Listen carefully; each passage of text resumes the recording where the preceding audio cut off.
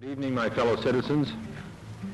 This government, as promised, has maintained the closest surveillance of the Soviet military buildup on the island of Cuba.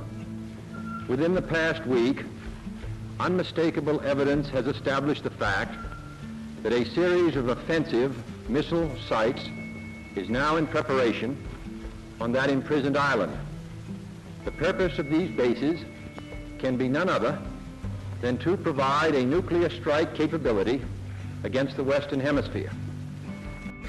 It shall be the policy of this nation to regard any nuclear missile launched from Cuba against any nation in the Western Hemisphere as an attack by the Soviet Union on the United States, requiring a full retaliatory response on the Soviet Union.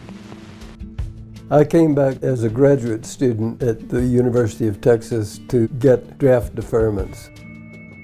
At first I was a pre-med student, and then I ended up getting a degree in social sciences, history and government, and philosophy of Marxism. I wanted to be a writer more than an artist, but I was a better cartoonist than I was a writer. I eventually became the editor of the Texas Ranger. Here's my first number, September 1962.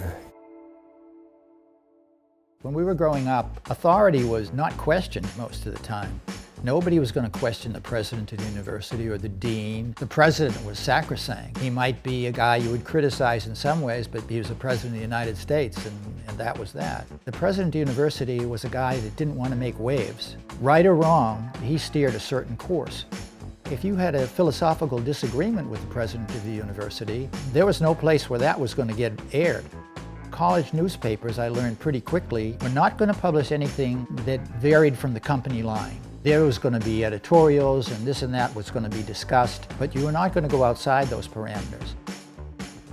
The magazine staff just draws a different kind of person. The people who were involved with college magazines were the bad boys, the rebels, the people who didn't accept the university answer to everything. They were very scary to university administrations who shut down a few of them, quieted down a bunch of others, and just tried to get along in some other cases. The Ranger had an office in the journalism building at the time, close to the student union. Frank Stack was the editor of the Ranger. I submitted a bunch of cartoons, and I waited and waited, and he'd never published any of them. He'd waited for 6 months before he ever published any of my cartoons, and then he published dozens of them at once. I immediately became a notorious cartoonist on the University of Texas campus. When I started working for the Ranger, I learned how to produce a magazine. The technology has changed completely now, but then it was printed on a letterpress. The illustrations were engraved on zinc engravings, photographed from the artwork. That's a lost technology. The Texas Ranger was the largest circulation student magazine in the country. Even had a larger circulation than the Harvard Lampoon. The fun was in sneaking the stuff in so they wouldn't find it until later. The students at the University of Texas were very responsive to anything we could get away with, and finding things, finding little pearls themselves that other people didn't even see. Look at this, look what they got in the Ranger this time. If you had a magazine that was particularly clever or devastatingly lewd, they would buy the hell out of it.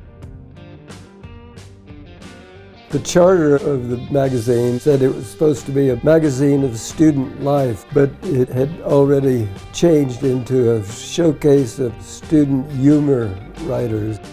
We didn't write about student life. People that wanted to write about student life wrote for the newspaper.